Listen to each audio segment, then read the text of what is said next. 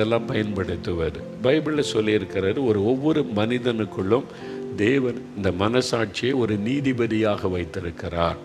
நன்மை தீமை அவனால் அறிய முடியும், யாரும் தெரியாதெல்லாம் சொல்ல முடியாது. அந்த மனசாட்சி நீங்கள் ரட்சிக்கப்பட்ட பிறகு மனசாட்சி ஷார்ப்பனாக்கோட கூர்மையாக்கப்பட்டு விடும். நீங்கள் தவறு செய்த உடனே மனசாட்சி வாதிக்கும், உங்களுடைய தவறை அதை உணர்த்தும்.